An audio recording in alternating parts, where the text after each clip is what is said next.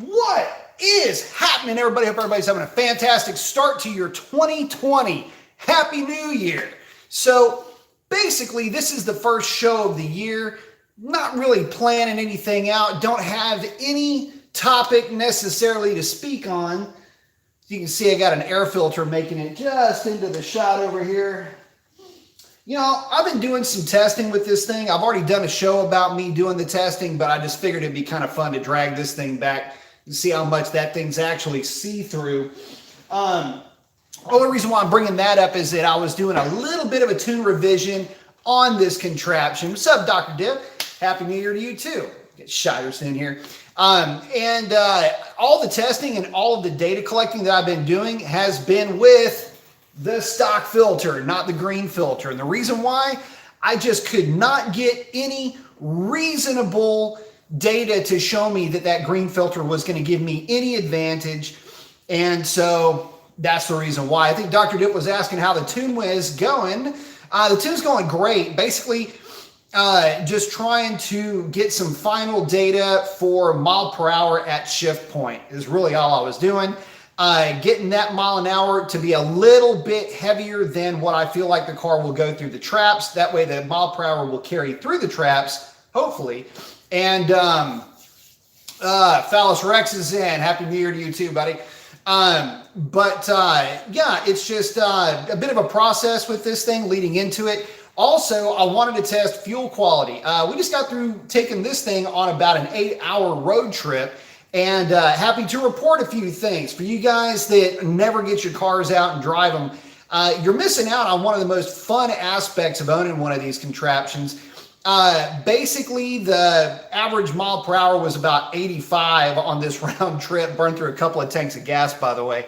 Tank of gas is good for about 4 hours worth of range at those speeds. But it was a riot, man. Car averaged a little over 19 miles per gallon. Got taken all over the hill country here in Texas. Wineries and cool spots to go eat, stuff like that. So we had a riot with the car. It was a lot of fun. Back in town, and Happy New Year to everybody. Let's see. Oh, Dr. Deuce is letting us know he'll have his truck up and running here pretty good to hear. Yep, certainly looking forward to the results on that. Now, as this is the first show of the year, I'm not really leaning on any one topic in particular. But I will say this. I'll go over a few of the kind of the dumb shit things of the year for 2019. What was the king dumb question of the year? What was one of the more ridiculous questions or comments, things like that? Just off the top of my head, I can go over some of those here in a minute. I'm going to say what's up to a few more of you guys, then we can start getting into some of the year that was, if you want to call it the yearly review. That's just as good too. Dean Hunter's checking in and saying, Happy New Year, man. Dean, Happy New Year to you and yours as well. Dr. Div saying 19 at 85. That's pretty good. Yeah, she was knocking it down the entire trip, man. And you got to remember, she's got a 309 gear to boot. So definitely having some fun with it, no doubt about it. Hellpack's checking in. Happy New Year to the Master Mopar. Happy New Year to you, my friend. I appreciate that. Symphonics checking in, asking, have I seen any 2020 Supers at the track recently? Yes, I have. The ones that I've seen have been running 1240s at about 117-ish miles an hour, 118 miles an hour. So, I'm cool with that, but I know that there's a whole lot left in there. Dr. Div's asking, I got a good topic, push rod length and holding valves open, being I had to shorten some. Yeah, if you leave them, if you've got too long of a push rod, you're going to need to shorten this because it will hang a valve open, especially if you guys aren't familiar with solid lifters. Solid lifters can be even more of a pain in the ass because if you don't set them correctly and give yourself enough lash, just the heat will start to hang those valves open. It's kind of a fun thing. So, yep, I'm right in there with it. But to Ghost, Smoking, and to Vinny, Happy New Year to you guys as well. Thank y'all very much for hanging out. So, let's get into some of the dumber things that have come across the channel lately. Obviously, the troll thing will pop up every once in a while. It used to be, this is a newer phone, and I used to be able to just click on everybody and either make you a moderator or just wipe them out. But this one, it wasn't working as fast on the last one. It's the reason why I killed that video. Ghostme's asking, is a cold air intake worth it on a stock Hellcat? No. That's actually one of the questions, by the way, but a legit one, because you're bombarded by the marketing of everybody, right? You got leg maker, JLT, everything else. Is it worth it? Depends on what it is. The definition of your it could be different than my definition of the it in that question. Basically, is it worth it? Yeah, sure. If you want to have a noisemaker, they're a lot of fun if you want the theater of having a supercharged car. As far as making horsepower, not really. But here's the thing, you're not going to give up anything, so to speak. The only time you'll really find a problem with a cold air intake is if you are at the drag strip and you're running into a situation where, for whatever reason, you've let the car idle for any real length of time. Once your fans start hitting that filter with hot air, your intake air temps skyrocket. So that can be a bit of a problem. But for the most part, there's really no detriment to them. They're fun noisemakers. The only downside I can really see is if you leave that vent open and water gets on that filter. But you got to really spray it saturated, I think, for there to be a real problem. But again, an issue nonetheless. Let's see. Everybody, Happy New Year's, y'all. Smoking saying blower wine is fun. Yes, it is. Dr. Div saying, how about throttle body? Are they worth it on an NA nitrous or boost application, and why? Good question. Throttle bodies become more necessary with naturally aspirated engines and with nitrous. Let me tell you the reason why. First of all, naturally aspirated engines are relying on atmospheric pressure as they are pulling air into the cylinder. A lot of that has to do with actual cylinder pressure. That's why a colder thermostat for a naturally aspirated engine is also a good idea. The cooler temperature means less radiant heat, which means your pressures are lower in that cylinder. Anyway, getting back to it, naturally aspirated is up against the most challenges. For a supercharged engine, not so much. It is mechanically cramming the air into the cylinder, especially when we're talking about a positive displacement supercharger. It is cramming the air into the cylinder, so the throttle body size, although it's relevant, it's not as relevant. So where is it going to make the most of a benefit? Naturally aspirated for sure, especially if you're trying to turn RPM. The other area, though, is in nitrous oxide. And the reason why in nitrous oxide is because nitrous oxide displaces oxygen. So the more air, the less of a restriction your intake tract is, the bigger of a benefit it will be when you're introducing more mass into your intake manifold plenum. So as that engine is ingesting air, it's also you're injecting a certain amount of nitrous and the fuel needed to make that burn. On the front side of that, you want as little to no restriction as you can possibly get, because you still are going to be fueling the air and the fuel that the RPM of the engine is going to need to run along with the nitrous. It's kind of a weird way to try to explain it, but you've got to think of it really more from the end result of this thing, more than just the fact that it's drawing in air. It's going to be pulling in air regardless, but the least restriction is actually more helpful on naturally aspirated. Now, turbochargers, a little bit different story there, but again, the reality is that turbos are going to rely a lot more on exhaust, are going to be affected a lot more by exhaust than they are in intake, just like any other supercharging system. So hopefully that answers your question. Let's see.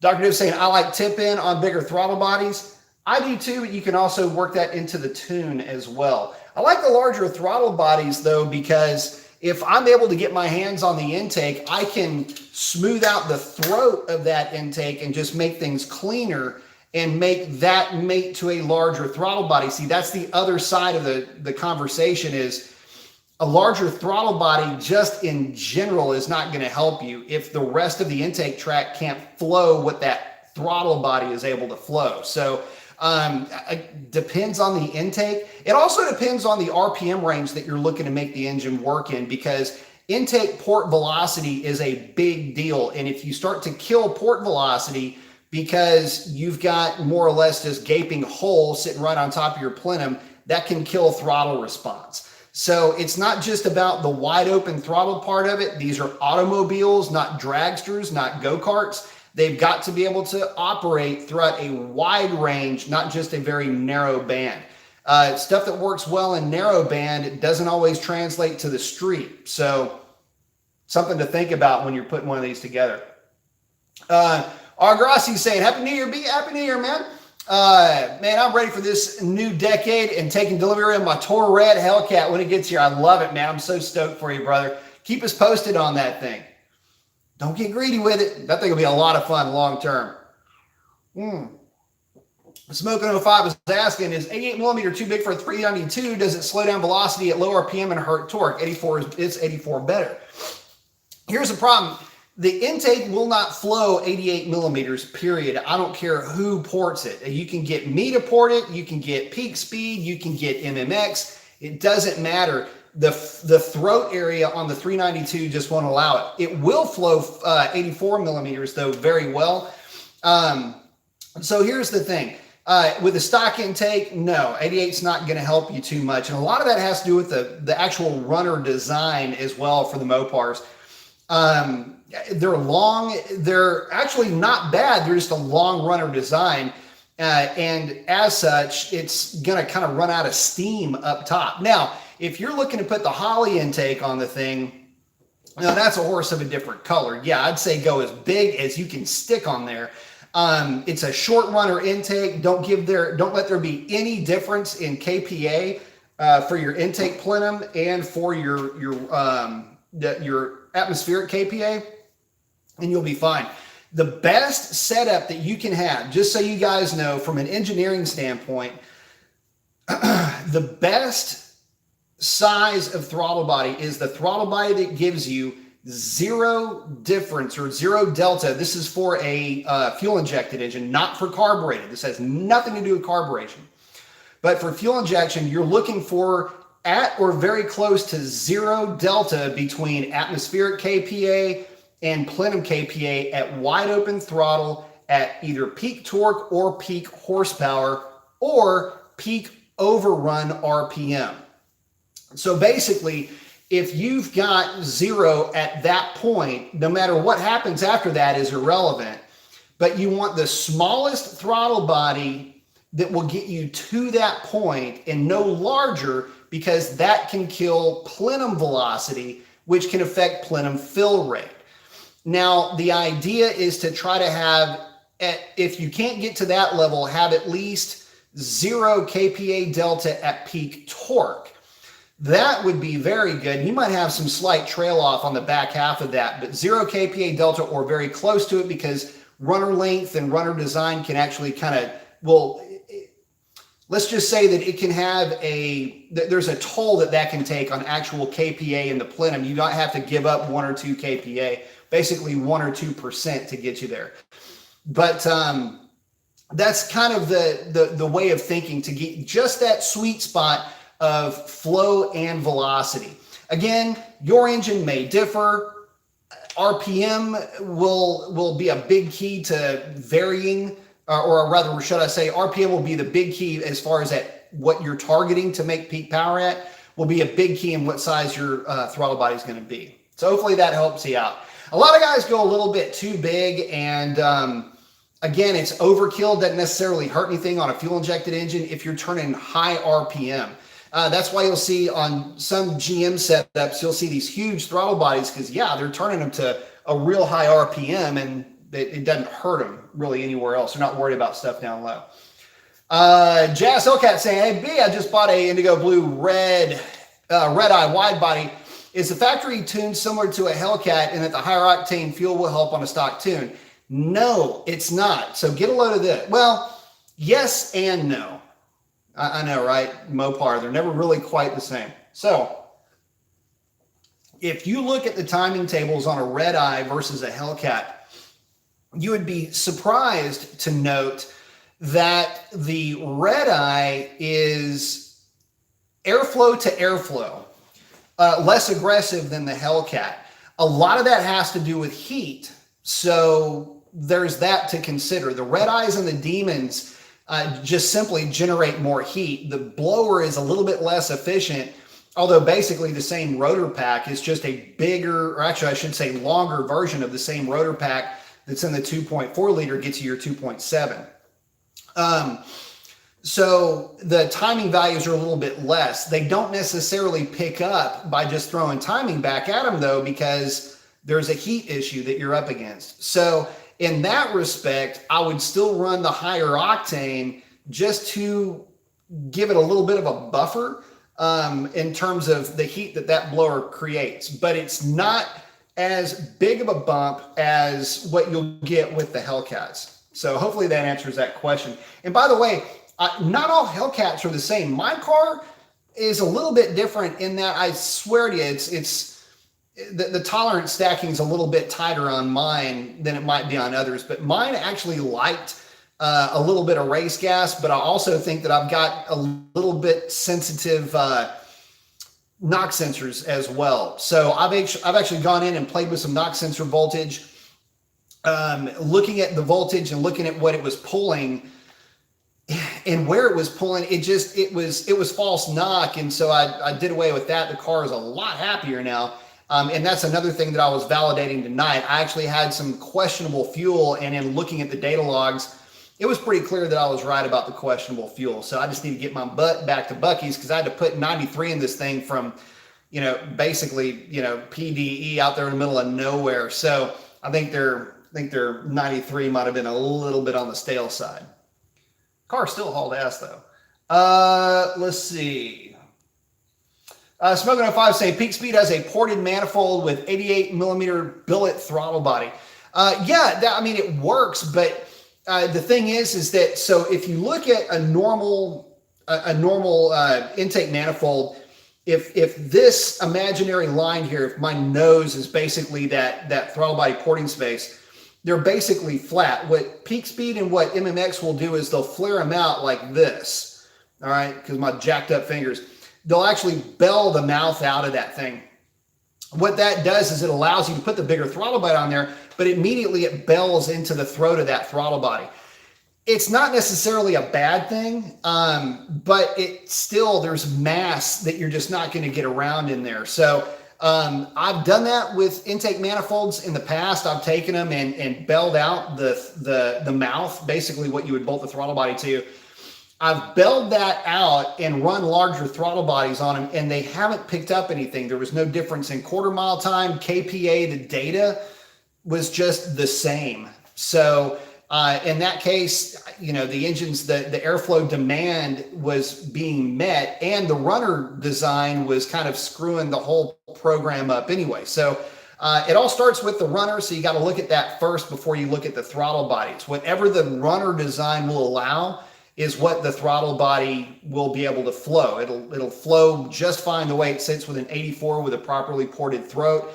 And that's about as much as you can hope for. It still gives you a lot of room to make a lot of power, but the main thing that it does is it maintains plenum velocity, and it also maintains power down low with the runners, the shape of those runners. So hopefully that helped out. Ghost Me saying catback exhaust combined with a cold air intake makes a lot of good sounds, man. No real power gain, but it will make a good sound. R Grice is saying back to B Mason's boosted night school. Thanks, brother. I appreciate that. Dr. Div's asking, how about that one Jarrett had for you earlier, nitrous and E85? My thought is it would be better because E is more forgiving. Opinion also opinion versus gasoline. Okay, so E85, guys, look, as far as we are as an enthusiast, E85 is the next best thing to free money. The reason why is you get so much benefit out of E85 with very little investment. E85 is incredibly forgiving on the tuning side. And of course, if you're running nitrous, I like the idea of running E85 for a couple of reasons. One, it's got a lot better knock resistance than regular gasoline, so there's at least that. But two, you're adding that bit more mass of fuel into the combustion chamber, which is going to help cool it off. And nitrous, because the way that it hits, is going to, any cooling you can add to that is going to help for a street engine. Now, if I were building a race engine, yeah, I'd probably be looking at methanol or race gas, something along those lines, because I want as hot of a combustion chamber as I can get. I'm already fogging it with nitrous. That's got a cooling essence all its own. And I want as much energy density as I can possibly get without paying a penalty for the extra mass of the fuel displacing any other oxygen. But in this case, it works out pretty well. A real good combination is E85 with boost and nitrous oxide. Oh, now we're talking. Because you're cramming air into there, plus you've got the cooling effect, the extra mass going into the cylinder, plus nitrous oxide. That's what's up. But overall, it's a great combination. It's tuner friendly. It's parts friendly. I would say the only downside to it maybe is if you're running a standalone system, being able to keep up with capacity needs. You're going to be burning through a lot more of this fuel. You just need to make sure that you're remembering that when you're going through and jetting, or you've got a standalone separate fuel system that you're working with. That thing's going to go wet, or rather dry, really quickly. You got to keep those lines wet. Those things get air in them and it's game over, and you don't want that. So that's really the only downside, is just the actual consumption more than anything else. But just from a day-to-day getting out there and having a ball with it, it's good, man. Let her rip. One thing I will say, you're going to be running more timing anyway with that stuff. But don't get greedy just because you've got E85. Just remember that the E85 there is at more like a bit of a cushion. But again, don't try to get away with something. You know what happens when you do that. Let's see. Biz is asking, 426 stroker kits for 392 engines. Your thoughts, are they worth it? No, they're not worth it. Look, here's the thing. It depends on what you're doing. First of all, let me rephrase this. It depends on what you're doing with the car. But if you just want to have the unzip it, whip it, and lay it on the table with a thud factor, yeah, I guess they're adorable when it comes to that. But the problem with 426 stroker kits, number one is you've got to be able to feed them air, and there's not a very good intake solution for that. The stock intake is fantastic, don't get me wrong, but its RPM capacity becomes very limited with displacement. It's already kind of limited with the 392, so you got to remember that going into the equation. So what's next, right? Well, you got the Edelbrock. Well, the Edelbrock's a big old heat sink, but it does do well enough. But that's part of an added expense that you'd be looking at. From there, you've got the Holly, which is kind of the walking around favorite, but you'll lose all the torque that the 392 is already making now, only to shoot for the moon for horsepower on the other side of the power, the power suite. In other words, you're just going for top end power. So what would I do if it were me? Well, if you're basically, contracting me to put a 426 together as opposed to a 392, I would say, look, here's what you do. Get you your 426, 11-to-1, short gasket the thing, throw a freaking Edelbrock intake on it if you want, but realistically, stick with the stock intake, have it ported or at least cleaned up. Put a cam in it that is a little bit more aggressive on the intake center line, so that you take a little bit of the heat off of the intake runners of the intake manifold. I'd say probably 113, 112 and a half intake center line. Lobe separation angle with an intake center line of about 109. Get a little bit aggressive on the lobes, and make sure that you've got a great relationship with your tuner. But obviously ported manifold with an 84, because again, you're not going to flow that much more than that on a stock, or at least on a on an engine that's not going to try to spin to about 7,000 RPM, and you'll be in good shape. And that's, I mean, but the problem is, okay, everything I just mentioned, by the way, dollar bills, my ass. These are $100 bills that you're gonna be throwing at this thing.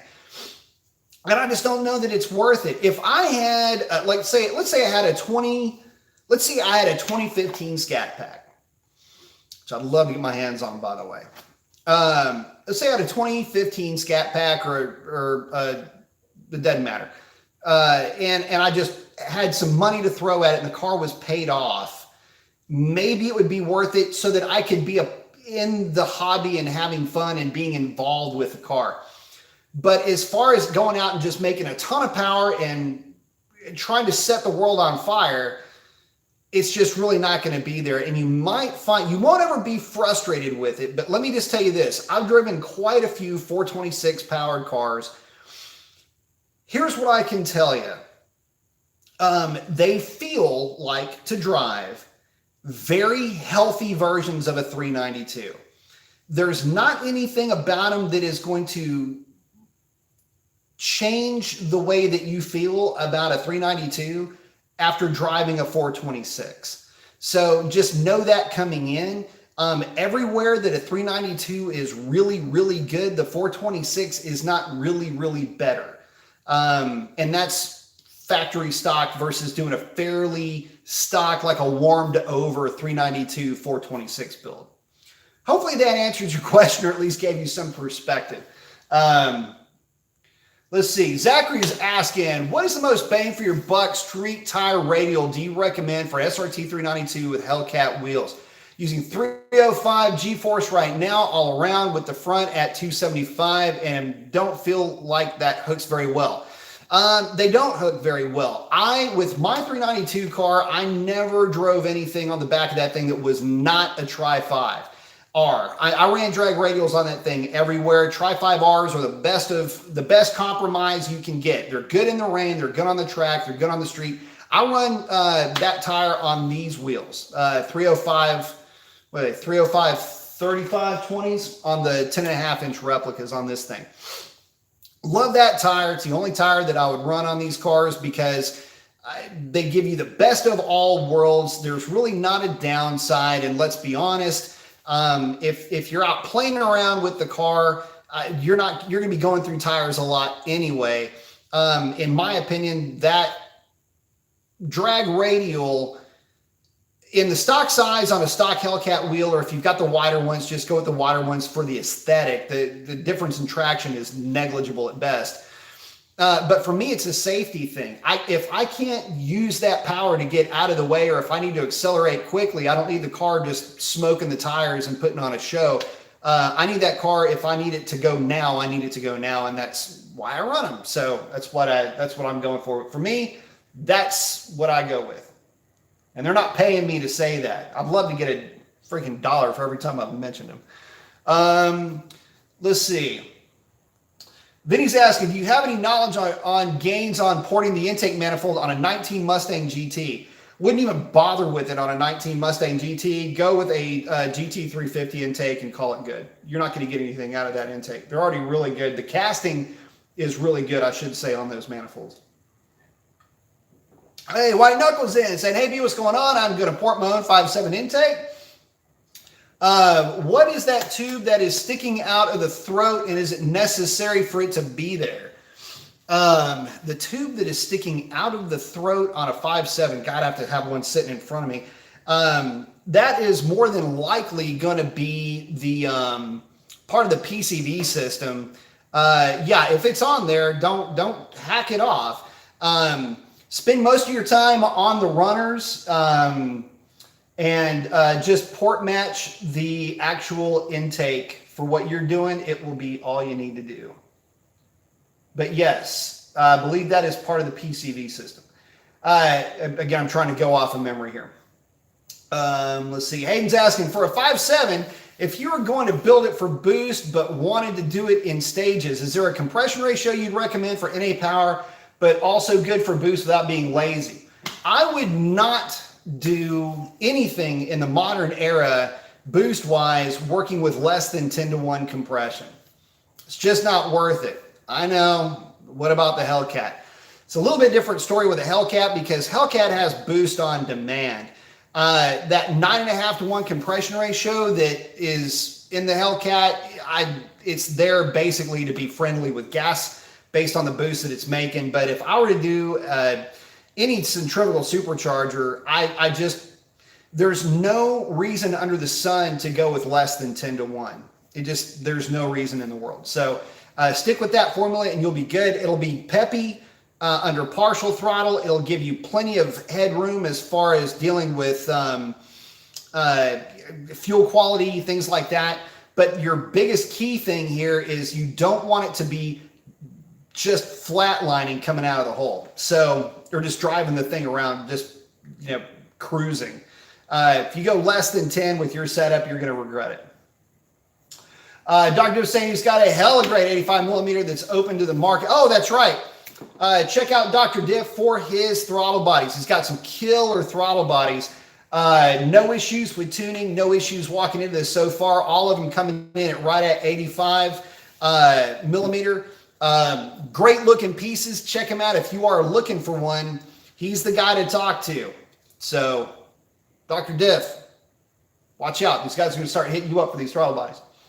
Hellpack 007 is, my question is around dual or triple pumps on a modded Hellcat. Yes. The prices are high as a giraffe's. I hear that. On my SEC10, I'm running dual 450s and the second pump is triggered off a Hobbs switch at 5 PSI. What are your thoughts? That's absolutely fine. There's different ways of going about it with the Hellcats or with the Red Eyes for that matter. Red Eyes come from the factory with twin 450s. Makes life really nice if you're going to do an 85 swap. But for the most part, on these, the twin pump setup I like is going to come from Injected Engineering. It's more or less a plug and play. Again, they're not endorsing me or sponsoring me. I'm just telling you what I know works. If you want to go with something like a 4 setup, then yeah, you can run things off of the Hobbs switch. You can run the twin pumps for up to a specific amount of boost and then trigger them at say the third at say, just pick a number that sounds great or just run them all the time. It's up to you. It's up to the boost that you're running, the type of boost that you're running, things like that. But they're all basically really well and very sound units. Again, if you're on a Hellcat platform, Injected Engineering, the twin pump setup, I've seen them good up to E85. I've seen them good up to about 1,100 horsepower to the crank, but without really overtaxing the system, injectors, things like that. I would say if your goal is to have about 1,000 crank horsepower, that would be the way that I would go. And I would forego a full 4 system unless you're really trying to turn the wick up on your car. Only you can be the judge of that. But again, if the 1,000 horsepower at the crank, which on a Mustang dyno would be about 8 to 850 to the rear wheels, and a dyno jet somewhere around 9.25, 950. If that's what you're looking to go with, then I would leave it, kind of use the keep it simple mantra here. Anything aside from that though, throw the kitchen sink at that fuel system. Can never have too much fuel system. Let's see. Dr. Div's asking on a plenum velocity answer. Yes. What if you have a blower turbo blowing air in? In that case, you're kind of stuck with the geometry that you've got already, which is cool. But you're still dealing with long runners, which have a tendency to be a bit more restrictive. But the reality is that you've got a street vehicle here. We're not talking about a race car. We're not talking about a dragster that just is going to stay at watt the whole time. We're not talking about an airplane that only flies within, a 2,000 RPM spread here. We're talking about a car or a truck that has got to live from 1,000 RPM to 6,500 RPM and everywhere in between. So the intake manifold is always going to be that compromise. It's going to be that thing that kind of holds you back, but also keeps you where you need to be in terms of livability. Port velocity in that respect is going to be fine. It's really going to be out the window, though, once you go into positive pressure. Once you start hitting positive pressure, everything in that unit is pressurized. With the understanding, however, that you still have stacking effects in the runner, you still have port velocities in that runner that are going to have to be managed and maintained. Obviously, if they were shorter and wider, you would have less actual pressure delta from the head unit to the cylinder than you would have with a longer runner. So in that respect, you're going to be better off with a shorter runner anytime you're dealing with positive displacement.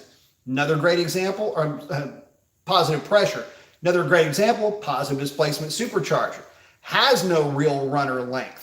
And of course, the reason for that is that any stacking effect or any runners at that point are more or less useless. You don't need it because you've got positive pressure jamming air into the cylinder as it sits. Runners become an intake restriction. That's why I was talking about using the differences in pressure delta and blah, blah, blah. Basically, you got a street intake, you got a street intake. You can get away with more. You can get away with more with a shorter runner intake, but you will lose the off-throttle performance, the cruise performance, which means something. I mean, if you lose that, you're giving up a little bit on the drivability of the vehicle. So just know that going into it. If you are going to make changes, they're going to involve drastically shrinking that runner length and making it wider to boot. Off-throttle performance will suffer, but under boost, you will certainly make more power. No question about that. Eric saying, hey boss, what do you think putting Maxim 2300 on a 6.4? I like them. In fact, this is Eric asking, I like the Maggies. In fact, I would go so far as to say my favorite supercharger setup in the aftermarket is the Edelbrock E-Force. I believe they're using a version of that. Basically, it's either a TVS or a Maggie, whatever it is that they recently went to. I say recently, within like the last 6 months. Great kit, looks factory. The thing, it comes with a really soft tune. You're still going to want to have it tuned by the aftermarket, but they're a bit on the soft side, if I'm being honest, in that respect, but everything else is super clean. Look, here's the deal, man. Keep that car under around 7 to 8 pounds of boost. You'll be fine. Don't worry about pistons or whatever. Make sure you're running a solid fuel, trustworthy gas station. Don't be getting your fuel from, the place up the street that God only knows when the last time they even got 93 pumped over to them, or pumped to the tanks, I should say. Use some common sense. The biggest issue here, look, let's talk 6.4s and boost for just a second. The biggest issue, because this is one of the questions I get more than any, okay? So ding, ding, ding, jackpot. This is one of the questions that I get the most of. What about boost on a 6.4? What's the best boost? Which boost do you like?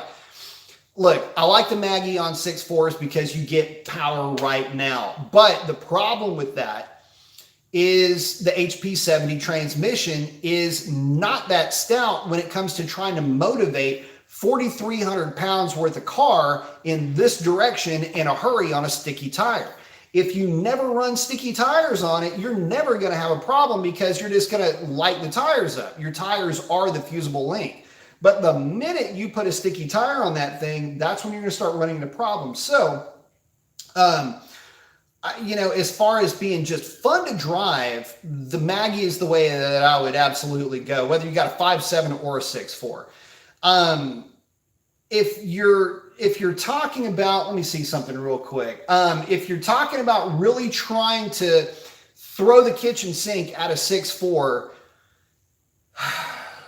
man, you've got to have a lot of money. You've got to have a car that's paid off.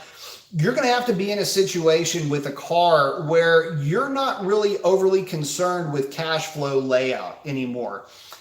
Because the amount of money that you're going to spend is going to be disproportionate to the amount of performance you get out of that car in relationship to one of the cars like sitting behind me. Now, let's take that in another direction. You can have a 6.4 with a Maggie that is going to be a freaking riot to drive. It'll be like Hellcat Light. It won't make the same power as a Hellcat, but it'll give you 90% of the performance for a significant chunk less than having to shell out for a Hellcat, provided that you're in a great place with the car already. If it ticks all of those boxes, I say go for it. It'll be a lot of fun, and here's the upside. You can always sell that supercharger on if you decide to get rid of the Scat Pack. It's a clean looking install. I say go for it. Now, if the question is, what do I like better? Maggie, Whipple, whatever positive displacement blower versus a ProCharger D1 or what have you, driven a lot of those too. And I can tell you that when the ProCharger is done right, which means D1X, race intercooler, start tacking everything up here, right? Injected engineering fuel system, just in case. And obviously the injector is going to be a big deal. A solid tune, the whole shooting match, that can be a lot of fun to drive, but you don't get that instant torque response. And let me tell you something. If I were to put you behind the wheel and I were to put a RPM limit of 5,000 onto the tune and send you off into the world, you would never know the difference with a positive displacement supercharger on that 6.4. You would be wondering what I did with the power on the engine with the centrifugal style supercharger on it. It just, that power does not come in until right around 4,000 RPM. It just starts to get interesting, and then you're going to shift. So there's that. You'll be a lot more satisfied with the driving experience of the Maggie, but the ProCharger is going to put down a bigger number. This is one of those situations where the math can lie its ass off to you, and you won't know the difference unless you are in the know. So anyway, it's going around my ass and through my crotch to get to my elbow, but that's my thoughts on that supercharger. I like it. Donald Powers in the house saying, yo, B Mason, what's up, Donald? Just Hellcat saying, all right, thanks. Happy New Year. Right back at you. Solid Snake saying, Happy New Year. Keep them coming. Thank you very much. Appreciate it. Our Gibbs is in saying, checking in. Did the boost video get removed? Actually, I pulled the boost video because it was terrible. Got in late, could only see some of it. I feel sorry for the some of it you got to see. I am going to circle back around and touch on that. In fact, we'll get to a stopping point here pretty soon. I'm going to go over some of the videos that I'm going to be probably redoing, and just future plans for the car and stuff like that will be coming up as well. Let's see. Stephen Barks asking, what's the best summer tire in your opinion? Oh, sorry, not to get, I just bumped over Ducey saying, what do you think about Texas Speed Cam and 5.7? I think they work great. I think you need to call Dr. Differential and get one of his custom grind cams thrown into your car. Got a cam suited just for your 5.7, as a matter of fact. But no, they're great. And to be honest with you, the cams are really not the question anymore. We finally have got a batch of cams that work for these engines. I've been putting cams together now for a while, speccing cams for a while for these engines, and there's certain, based on how this engine breathes, there's certain geometry on a camshaft that just works with these cars. If you know what you're doing, and there are some secrets and some tricks to making a cam work in these cars in all conditions, without it feeling just absolutely lazy all the time, then yeah, for sure. But there's a reason why certain manufacturers have really gotten away from just throwing cams out there for you, or have completely rethought how camshafts need to be ground for these cars. Again, if you know what you're doing, they work great. I started working with camshafts with these cars about 2 years ago, and as actually about 2.5 years ago, and it's been a really interesting process, let me tell you. But these Hemis do not take kindly to old school profiles. You've got to have something that works with a set of heads that flows as well as these Hemis do. So anyway, there's that. But that's the direction you need to go. Give Dr. Diff a holler. He can get you squared away on your Texas Speed Cam needs. Steven is asking, what's the best summer tire in your opinion? Man, I like the Pirellis a lot. I would probably stick with them, but you know what? It depends on really what all you're doing and what kind of driving you're doing. Believe it or not, it also depends on the car. But here is the thing. I had that, in fact, I still have them. Believe it or not, I still have the damn things on my old SRT wheels, a Turo AZ 850s. I know. I can already hear everybody going, oh, I can hear the groaning, but look, I love the tire because they're cheap.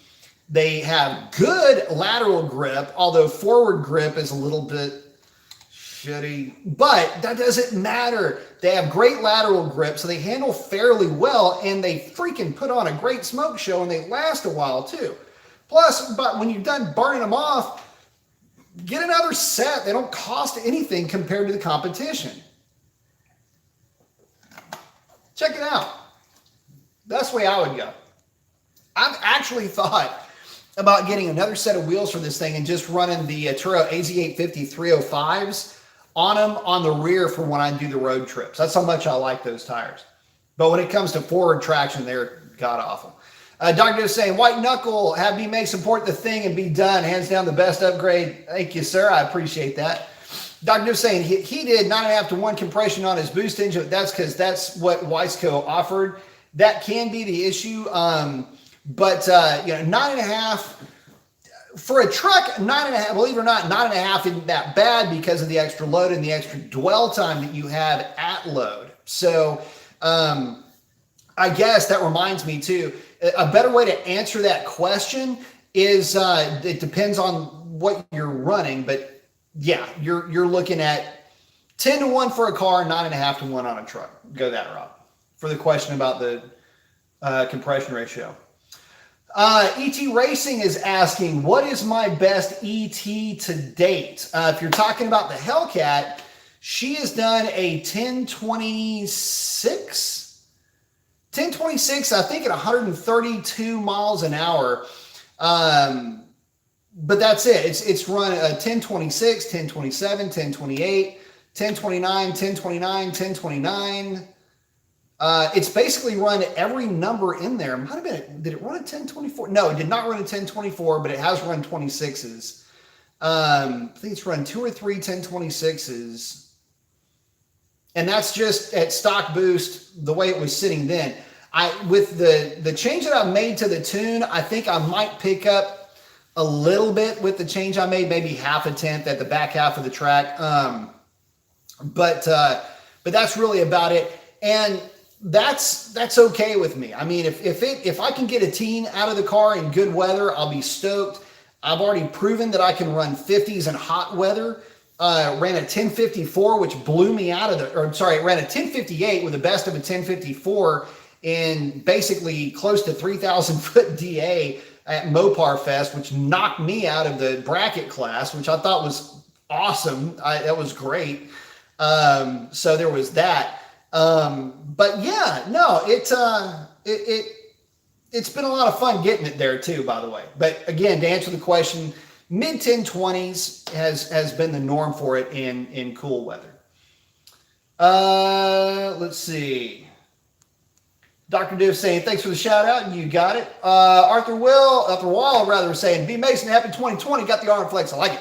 Saying, does the Hellcat Red Eye have rods, pistons, and crank from the Demon, or is it the same as the base Hellcats? All the same as the Demon. The crank is shared between both cars. The rods, I think, are different, and I know the pistons are different. Basically, if you've ever seen a set of Molnar pistons, they're almost identical to that. So definitely an upgrade to say the least, but it is not the same as a regular Hellcat. It is absolutely the same as the Demon. No question about that.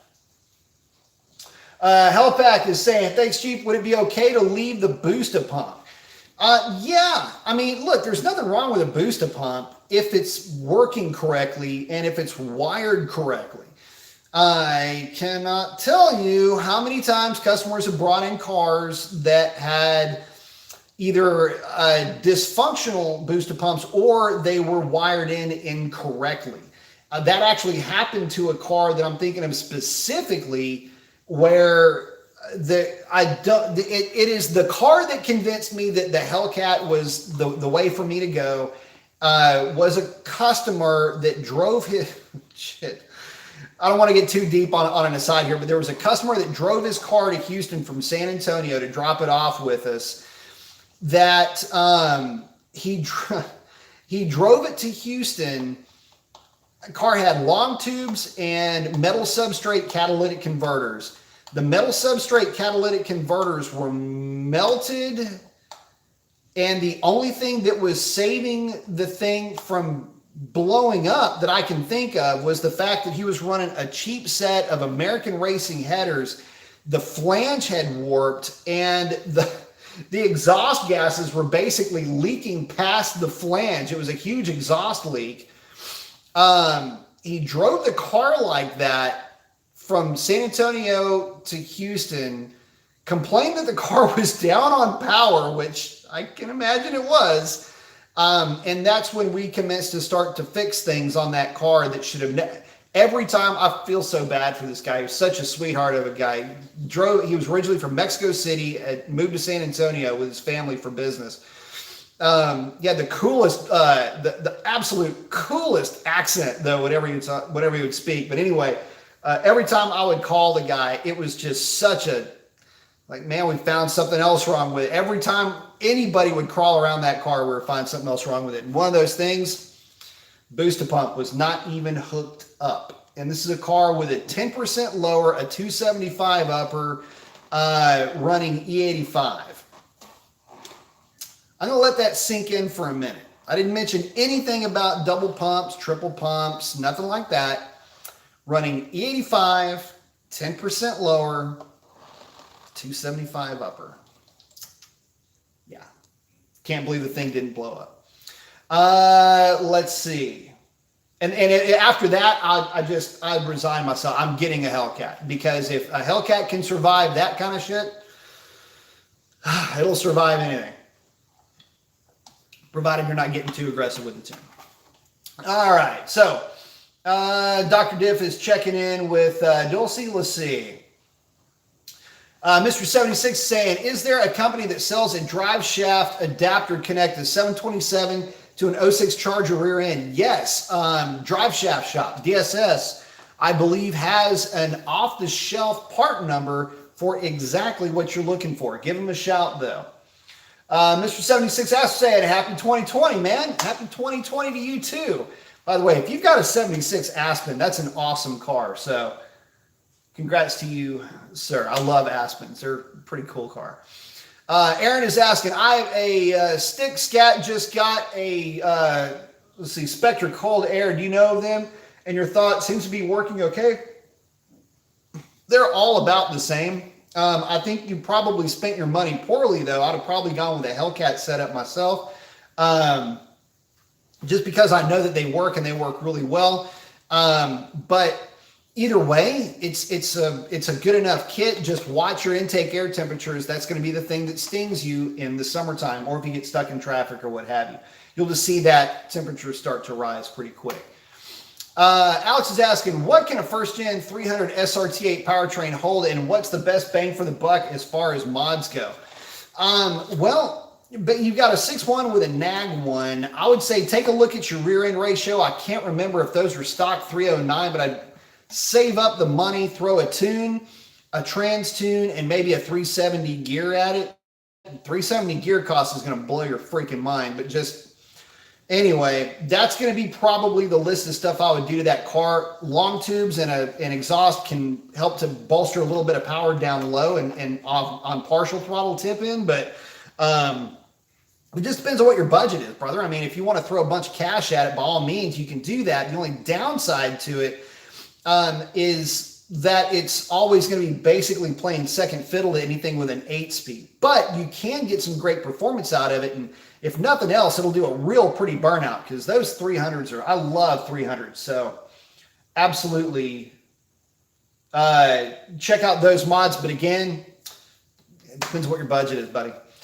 Hayden's asking another 5-7 question. Is it really cheaper to do forged rods and pistons if you're not doing it yourself, or would it just be better to get a short block? It really depends on what your relationship is with your machine shop. If it's me, I've got great relationships with machine shops. Probably would go that route just because there's a little bit extra milling that I might do in the process. But if you're not comfortable with that, or you don't have a great relationship with a machine shop, I'd say go with the short block, probably because you're going to get 90% of what you're looking for out of that short block. My only concern with it at that point is going to be the warranty that you get, because most of the time, if you have somebody else doing the work, you don't really have a warranty on your short block. A lot of these companies now are offering warranties with their short blocks. So if you can save a little bit of time, by the way, that's a huge aspect of this. If you buy the short block, you're going to be saving a lot of time. By going that route and you get a warranty, dude, no brainer. Have at it. Just make sure that you get all the information up front. Tell them exactly what you're looking to do with that thing, and make sure that you're getting what you're paying for in terms of compression ratio or just the parts that you're getting, what have you. In other words, go with a reputable seller and you'll be in good shape. AZ Independence asking, can you suggest an aggressive cam for the 6.1 in my Challenger? Thanks. Man, you have no idea how open of a question that is. Can I suggest an aggressive camshaft? What's your definition of aggressive? See, a lot of people think aggressive means that it lopes, that it makes noise. It's a party favor at that point. My idea of aggressive is what makes the most power.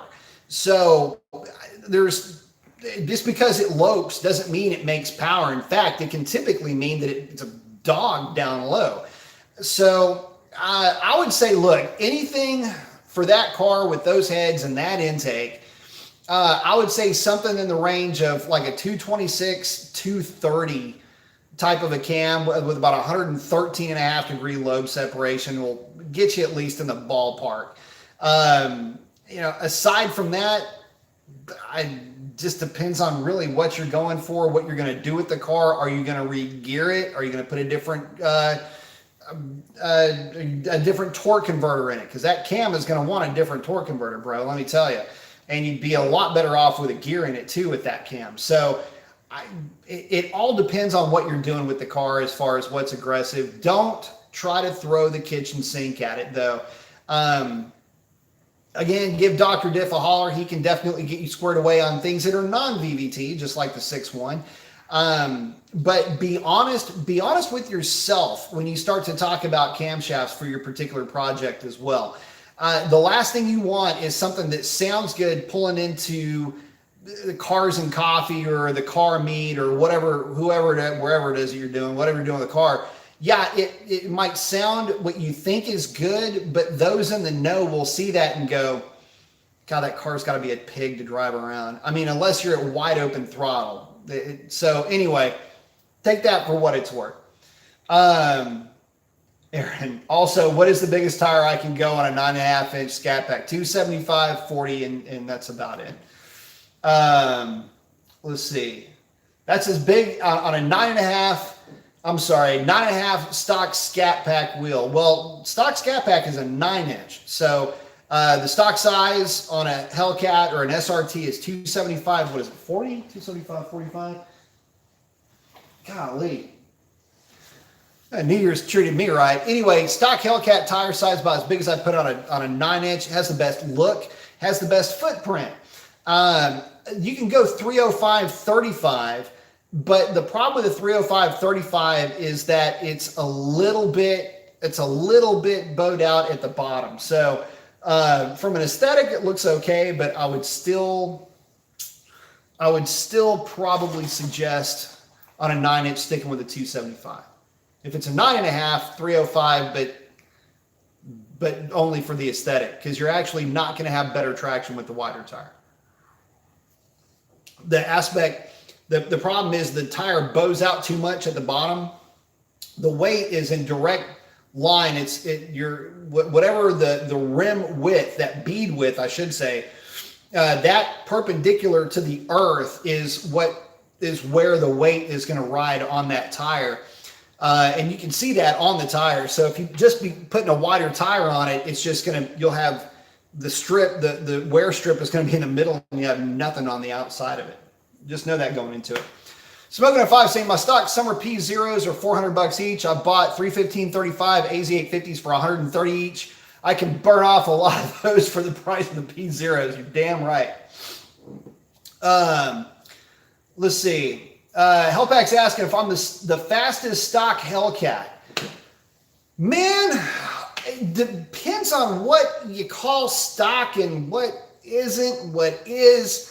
Look, man, I can't tell you who is the fastest stock anymore, but I can tell you what my car has run and in the condition that it ran those times. So I want to say that with the stock, well, in fact, with the wheel and tire setup that it has now, I think the quickest that it ran was a 1070, but I didn't really ever give it a chance in cooler, like nice, super cool weather. I think I just ran a 1070 with it and called it good.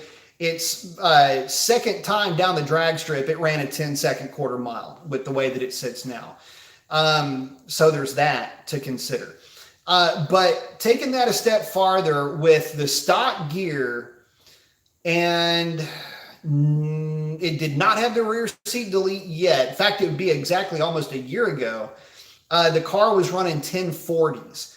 And at the time, for basically a full weight Hellcat on a drag radial, if it wasn't the fastest, at the time, it was for sure number 3. Let's just put it to you like that. I was for sure number 3.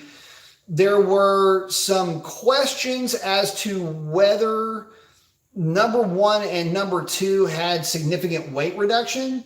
Mine had no weight reduction at the time because it was bone stock, had the seats in it and everything. Passenger seats always in my car, by the way. But there wasn't that much of a discrepancy. Then it came out that possibly one of those cars had some significant weight reduction, which I don't even know. You start getting into micro records at that point. What I will say is this: if it's not the fastest with stock boost, with very limited modifications, whether it was on the Tri-5s or on the drag pack, it's damn close to being the fastest. I'll put it to you like this. I haven't seen anybody run faster than me with the amount of mods that I've done to my car on their car. If they have, tip of the hat to you.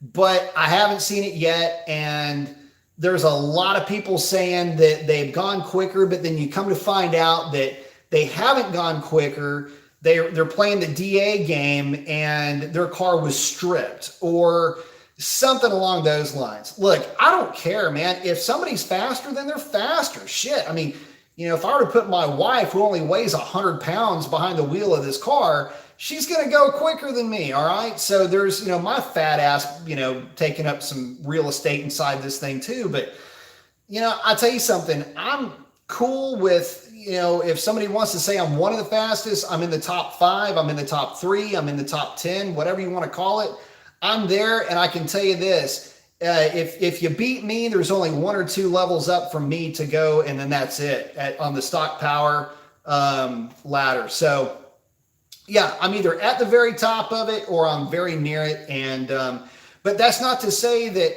other people can't be or won't be. I mean, they just haven't run in the same conditions that I've run in. And so there's that to consider, I guess. But, you get some of those cars in the conditions I run in, maybe they're quicker. Doubt it, but maybe.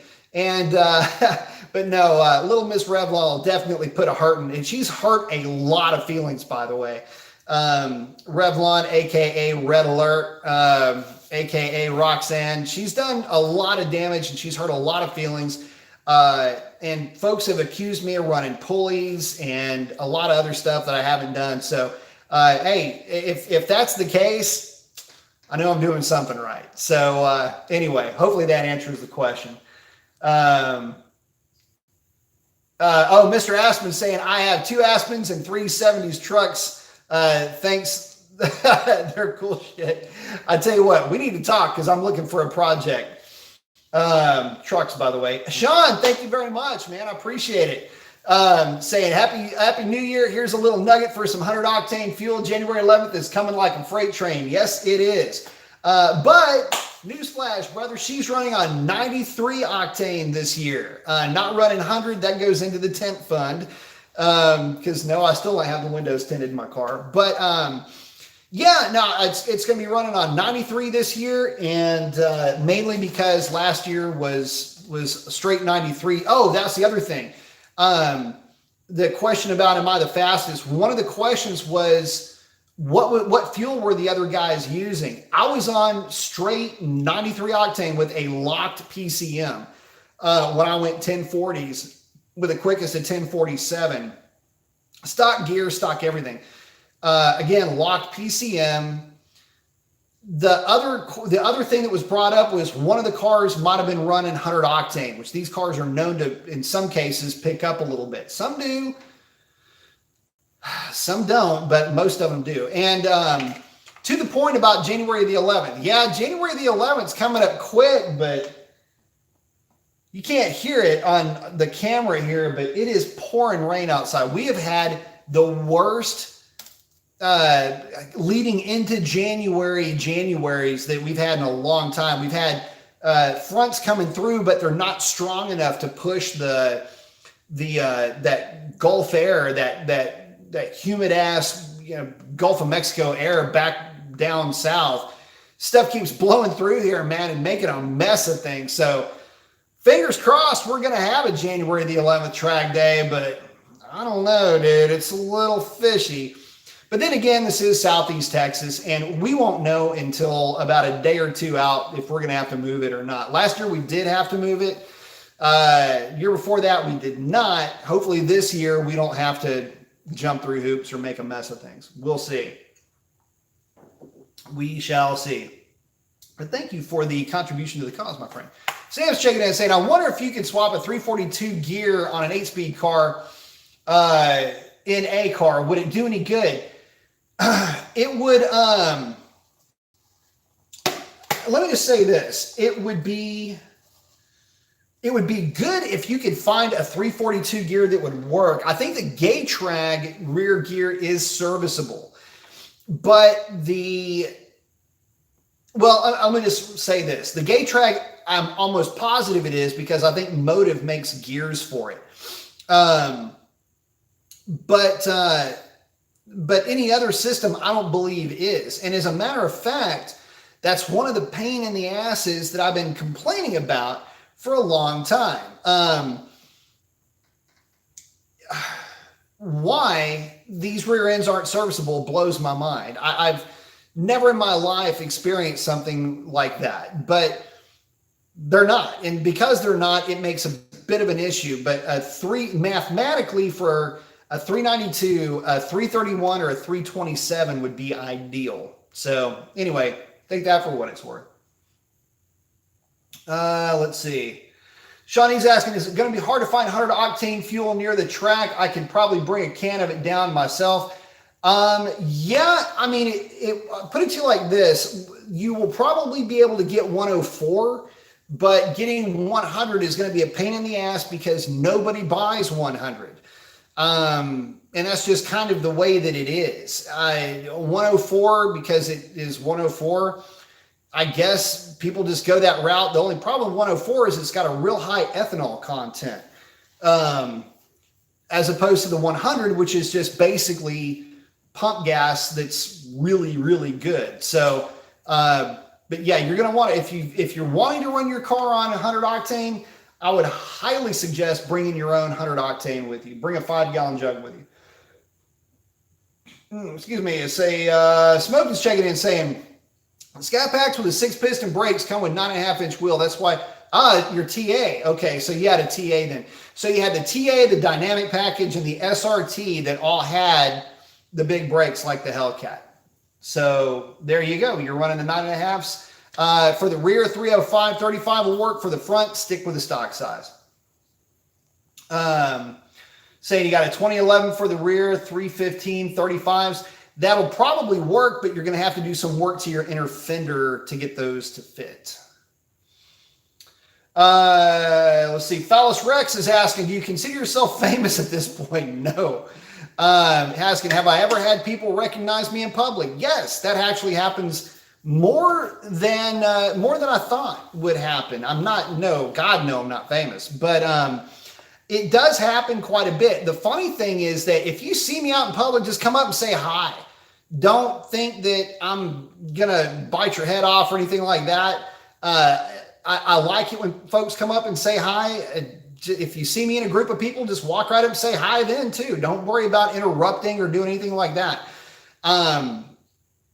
I've got no problem with that. It's cool. I'll see somebody kind of like being shy, like they'll look and go, I think I know that guy. I'm like, yeah, it's me. Come here, dude. What's up? And I've actually got a chance to meet a lot of cool guys, not just Mopar guys, but Ford guys, Chevy guys, old school guys, import guys. A lot of folks have seen a lot of the videos that I've put up. And so when they see me, you know, they've kind of already got an idea for how I'm going to act. They just don't know me. The only time it's a pain in the ass is if I'm at the track and I'm tuning somebody's car. That's the only time where I need everybody to leave me alone, especially the guy that I'm tuning his car. And the reason why I say that is because, you know, there's certain steps that I've got that I'm going down the list and I'm comparing different tune files perhaps, or I'm, you know, looking at data and I've got a data set going on and I'm trying to compare that to what I want to do with the tune to make slight adjustments. That's the only time that I'll get a little bit like sketchy. But aside from that, yeah, if you see me, come on by and say hi. But it does happen where people go, hey, what's up? Hey, what's up? But no, I'm nowhere near famous. Sean saying, I haven't seen anybody outrun your times with the same mods and the same weight on the same day. Yeah, I haven't seen it either, man. And like I say, not to say that I'm something special, but the car's doing all the work. I mean, it's not like I'm in back of it pushing it, you know. Yeah, no, man. I mean, you know, it's definitely up there for sure. Aaron's checking in saying, thanks, B. Getting them tomorrow, so I'll go 275. You got a stick or auto? What is your favorite? I went stick and never went back. Here's the thing. I used to bracket race manual transmission cars back in the day. Spent my entire life on motorcycles. You would think that I'd have gone stick shift. The problem with the Hellcat is that the Hellcat with the 6-speed for me just didn't fit the car as well as the automatic. So for this car, it is 100% automatic. Now, if I were building something for myself, I would probably build a manual transmission unless it was a truck or something like that I'm just building to go out and play with and have a ball with. But the thought has crossed my mind, and if I can find just the right truck, I'd love to have a manual transmission C10 or D100 or D150. If for no other reason that I'd, you know, build kind of a pseudo drift rig out of it and just have a ball with that thing. I used to have a Lightning that I would do autocross with, if that gives you any idea. And that was just me doing nothing more than, you know, I was drifting a Lightning before drifting was really a thing, and putting on smoke shows at the local autocross, which is what I would do if I build another truck. So there you go. Mr. Aspen saying, so there's a few up there in Tennessee. I've actually looked in Tennessee, Georgia, North Carolina, South Carolina. I've looked and I've been coming up with nothing. Plus, I have to go from Houston to Tennessee to get a truck. But I have been looking. We'll see one eventually, I'm sure. Johnny's saying, I just mix a little 100 to make sure that I'm somewhere between 94 and 95 octane overall. That's perfect. You can go a little bit more aggressive with the 100.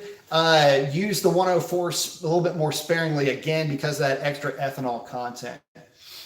Dr. Div saying, I've been working on how to get the parts for the differentials for these cars, even talking with the manufacturer. So we have top men on the case on these gears for the HP rear ends here. Let's see. Catalyst is asking, do you think the 1320 is not really worth it or a good deal? Man, look, dude, 1320, I just cringe a little bit when I think about it. The reason why, they didn't give you a better rear end. And if it had like a 327 or a 331, then we'd be talking a little bit different story here. But the issue is that they didn't. And the fact that they didn't, along with there's no power advantage, you get some electronics, gadgets, and gizmos, but that's really all you're getting. I think you can basically do the same thing with a Scat Pack core, with the added advantage being that you don't have to pay the 1320 tax to get a Scat Pack core. Take that money, throw a drag pack on it, get you a tune, and freaking let her rip, bro. I mean, you're not going to, you're not really going to be at much of a disadvantage. You can say, okay, well, yeah, but the 1320, it's got the line lock, it's got the this, it's got the launch and all that. Yeah, God, man, I guess. But if I had 46 grand to spend on a car, I want you to think about this for a minute. If you've got $46,000 that's just burning a hole in your pocket, and the question is, would I rather have a 1320 or can I find a really clean used Hellcat? Which one do you buy? I'll let you decide the answer to that question. But every time you take that 1320 to the drag strip, you're going to be worried about running the guy with a Hellcat. I can tell you that right now. A Hellcat will always be a Hellcat. And 1320, it's kind of an obscure Scat Pack. So if it's me, I would save the dough, get you a Scatty, get the stuff to make it go down the drag strip quick and just have a ball with it, and not worry about owning the limited edition 1320 that may or may not be all that it's cracked up to be. Especially when you consider the fact that you're shelling out extra money for nothing in particular, except for a set of springs, some drag radials from the factory. See where I'm going with that? Anyway, let's see. Dr. Div's saying, talking about fuel, I have 20 gallons of Ignite 85 and 10 gallons of X85R. Well, if we have good weather, you'll probably burn through all of that at the track rental. Smoking on 5 is asking, is learning to tune a Gen 3 Hemi that hard? I've tuned several DSMs running ECM Link, which is similar to HP tuners, but I've never tuned a Hemi. It's actually easy to tune a Hemi. It is impossible to tune a Hemi, though, if you don't speak Mopar, and that's part of the issue. If you know what to expect with a Mopar and you know what it likes and doesn't like, then you'll be in good shape. The problem with tuning Mopars is that guys try to throw way too much timing at them. They forget, number one, that you've got 2 spark plugs per cylinder, which means that your flame front moves, in essence, twice as quickly. And so you're not going to run near the timing that you will in a wedge engine with only 1 spark plug. But that being said, the balance of it there really isn't a lot there to do, by the way. The cars don't respond to timing the way that you would think. They just don't. There's not a lot of power left in them, and a lot of that has to do with intake manifold design. A lot of that has to do with the fact that they're just already really good from the factory. Now, you can pick up some ET with them with a tune with transmission tuning, which is a whole different ballgame. That's really where your gains are going to be found with the Mopar. So I would say focus more on learning about transmission tuning. The engine tuning will pretty much do itself, but it's all in the transmission when it comes to these cars.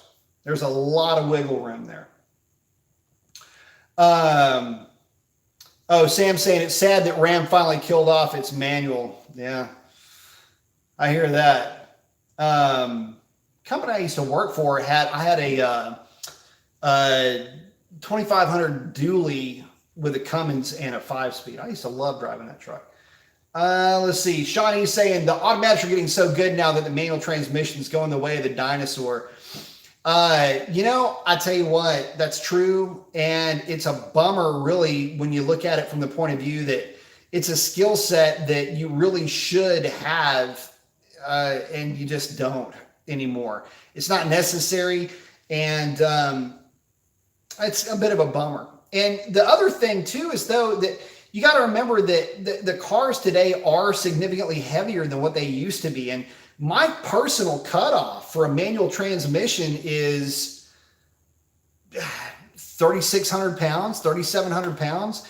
Any lighter than that, and I don't like manual transmissions. They're just sluggish. You know, in a lighter weight vehicle, even with less power, they're going to be a little bit snappier. So, just a Mustang is infringing on that 3,600 pound, or I should say 3,700 pound limit that I have, just with how it feels to drive. Just the overall driving impression, the feeling that you get just driving the thing is just really not going to be there with that manual transmission based on the weight of the vehicle itself. Now, you know, if you've got gearing to go with it, that's something else. But even that isn't really that far removed from what it used to be in terms of overall gear multiplication. So makes it a bit of a, I don't know.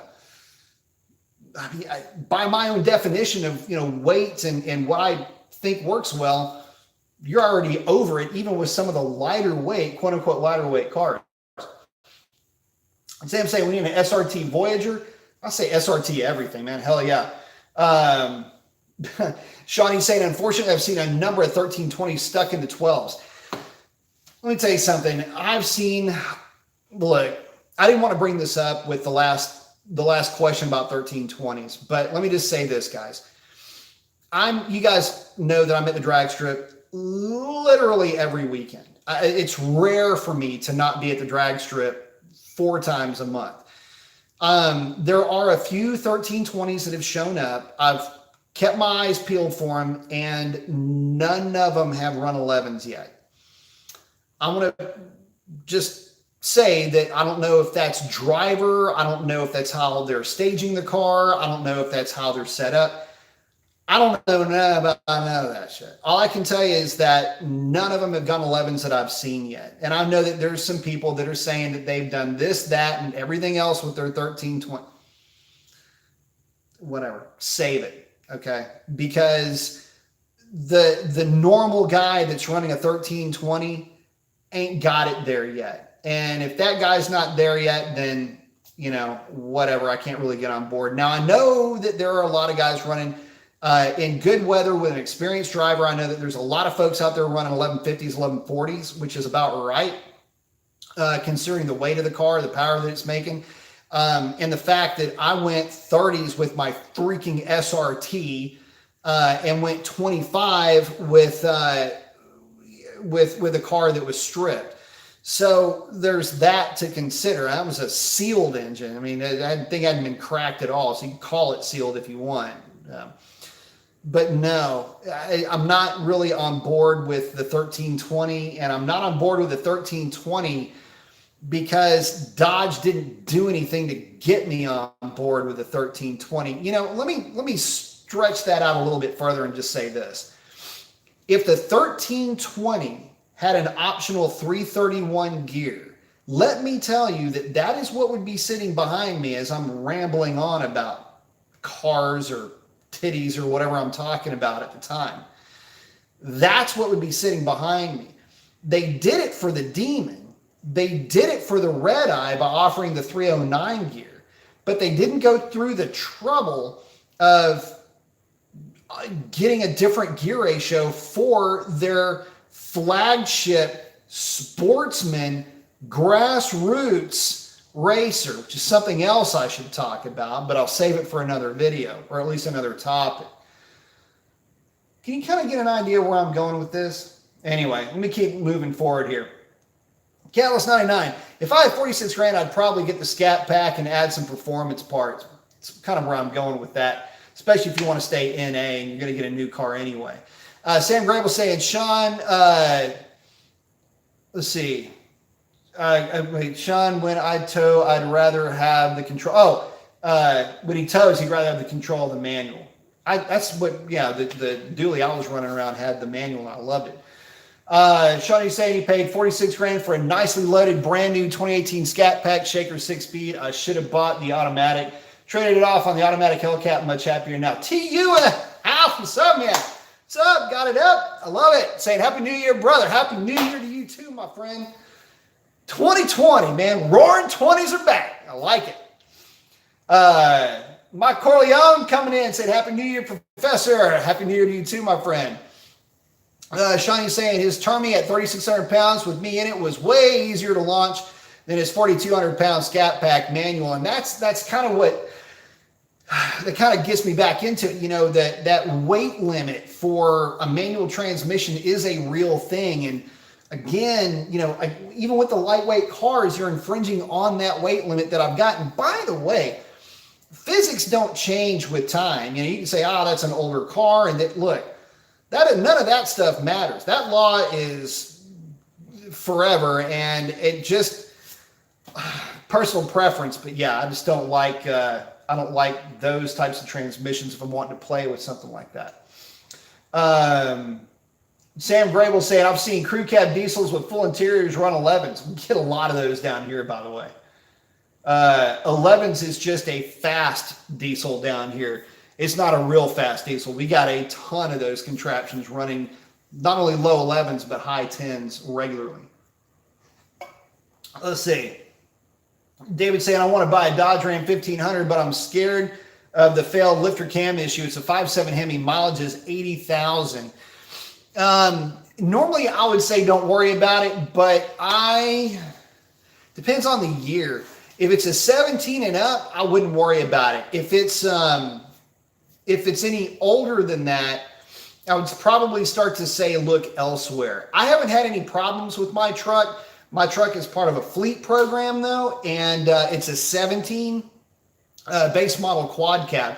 So it's the lightweight version of the quad cab. That thing gets run like crazy. It's got 72,000 miles on it now, but we've got some of the fleet with 150, 160. Oh, what the hell just flew up my nose?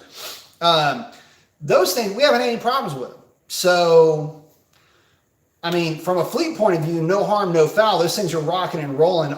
These are trucks all over the United States. So, I don't know. I love my work truck, and it's giving me no issues whatsoever. Catalyst 99 is asking, what do I think of the petty challengers or performance packages? I think they're leaning on the name a little bit too much. I think it's a little bit more marketing than it is substance. I'd love to be proven wrong, but that's just kind of what I'm seeing. It's not there for me. I wouldn't buy one just because it's coming out of Petty Garage. David's saying it's a 15. Yeah, I'd probably start to steer clear of that one. Shawnee is saying, good night, B. Let's keep an eye on the weather. We might need a little luck. We're going to need a lot of luck the way things are looking right now. But fingers crossed, man. Zephyr R&D's in. Say, what up, Professor Mason? Got it. Like it. Say, I haven't looked, but do you know how close the HP90 is to the Euro ZF 8 speeds? It's the exact same transmission. The HP90 is used, if you go, I'll tell you what, jump on Wikipedia. This is probably the easiest way I can explain it. Go to Wikipedia, and of course, after you've put a like into the video, but check out HP90 applications. They're in all kinds of high-end stuff. But any of those units are going to be basically the same, with slight variances here and there, really more in tuning than anything else. But HP 70s and HP 90s have been in Aston Martin, Rolls-Royce, BMW, basically anything with bi-turbo in the name will have had an HP 90 in it. V12s will have HP 90s. Man, it's a pretty long list now that I'm thinking about it. But go check that out. But yeah, it's the same transmission. All right, so getting back to it. So hopefully that answers some of y'all's questions. Oh, Sam's saying he's also seen a few low 10-second diesel crew cabs and a few 10 to mid 9-second single cabs. There are yeah, for sure. And Dr. Diff is in on the trucks that had those lifter failures. So, you know, the question that's come up the most, getting back to it, questions that have come up the most are, you know, boost on 392s, which hopefully I've answered that question tonight. Other things that, you know, will typically come up is, what are the next plans for the car moving forward? My Hellcat is basically where it is moving forward. There's some minor things like maybe some catch cans that I might throw on the car, because keep in mind, I still don't even have catch cans on this thing. But aside from that, I'm not going to be putting pulleys on this thing. I'm not going to be doing the gimmicky, you know, the whoever it is with the thing for the lower pulley or the 317 uppers or any of that kind of stuff. I'm just not interested in that. And the reason why is, man, look, guys, when you've been around this stuff for as long as I've been around it, and keeping in mind that you only see the failures, right, when you're working at a shop or when you're around the stuff enough and you hear about the guys that are really either trying to push the envelope or whatever, the failures tend to come up, and I know where the failure points are with these cars. If I were to do anything with my car, it would start at the back of the car. It wouldn't start up here with pulleys or whatever. Hell no. First of all, it would be converted to E85 fuel system. I would forego nitrous, go fuel system, and do like a 10 lower with a 275 upper, go out there and just run mid nines until I got bored of it.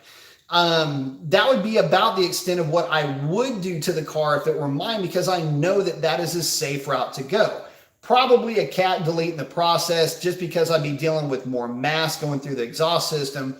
And it would tear the converters up probably fairly quickly in the process, but that would be about the extent of what I would do. The problem with that is that when you do something like that, you immediately take away the advantages of having an automobile, and you start to move the car more into the realm of dragster, of go-kart, of recreational vehicle. And again, like I stated in the earlier part of this video, one of the beauties of this car is that I know it will run low tens in good weather, mid tens in pretty crappy weather, but it's a mid 10-second car that we can take on road trips that literally were 8 hours long.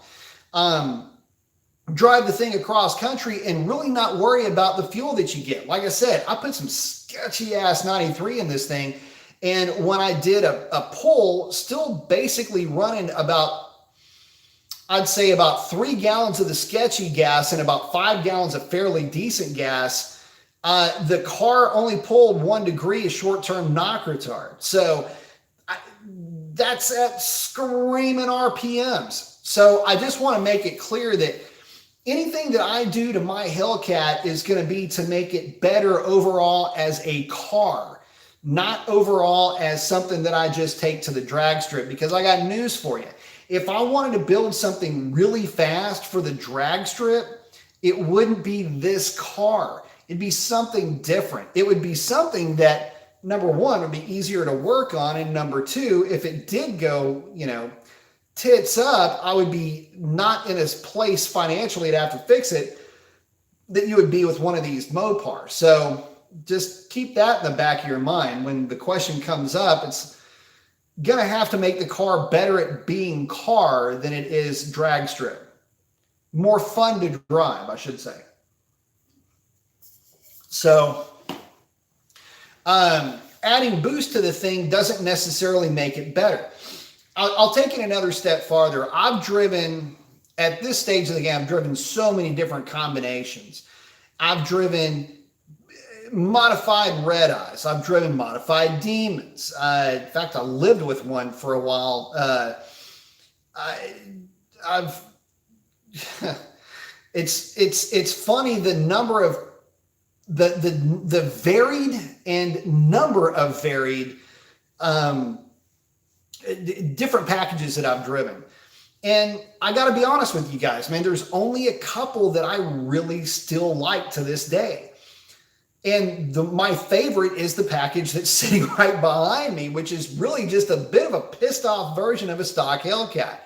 Because I know that there's nothing that I can do to the car that's really going to upset it too much. It keeps it still safe and streetable and fun to drive on 93 octane without the downside of having to worry about range issues. Because again, I do drive this thing. It's still an automobile to me. And it does still have to do transportation appliance duties. Whereas some of those other modifications just won't get you there. So it's got to be able to run on 93 octane reliably. And there's no reason for me to throw pulleys or start to try to play with this thing to where I've got to throw butane or Torco or race gas at it just to be on the quote unquote safe side. I throw 93 octane in this thing. There's my safe side. You know what I mean? So that's what gets me to my happy place is just being able to hop in the car, press the button, it makes noise, I take off, play with it, hang it sideways, drift it around a U-turn area, play with the thing. It's got to be, I don't rely on this car to get me around every day, but when I get into it, it's got to be enjoyable and fun and part of something that just makes me grin, not something that makes me freak out. And believe me when I tell you, if we're talking a stock Hellcat, a stock Demon, modified Mustangs, modified Camaros, modified whatever, they're all really fast. This thing just happens to put the biggest grin on my face. So that's really where it's going to stay for now. And I say for now only because I should have said how you see it is how it's going to stay for now. Different wheels and tires may be in its future, but that's about as far as I may, I'll take it for now. But that being said, I am looking forward to getting the thing to the drag strip because nothing makes me happier than taking this car down the drag strip. By the way, it is January 1st and the neighbors are setting off fireworks in the background. So, but you know, hopefully, you know, that gives you guys a little bit more of an understanding of where I am with this car. I've had the opportunity to drive some modified cars that were very fast, but the problem with modified cars that are very fast is that very fast only starts to make sense on paper at this stage of the game. Let me explain to you what I'm talking about. This car in 3,000 foot DA will run mid-10s. In really good DA, it'll run 1020s, 1030s maybe, depending on track conditions. To go any faster than this requires a pulley swap. You're not going to get much or any quicker than this car unless you've gone deep into weight reduction or you've got pulleys on the car. So let's start talking about red eyes now. Red eye might be a 1/10 and a half quicker than this car for car. You'll start getting closer to the 9s, but the difference really isn't all that great. Red eye is going to feel more like a proper big block than the Hellcat. They just have more punch out of the hole. They should. They've got a much larger supercharger. Or, you know, it's not much larger, but they do have a larger supercharger. It's got more drive out of the hole. But that's really about it. There's no honest to God difference after that.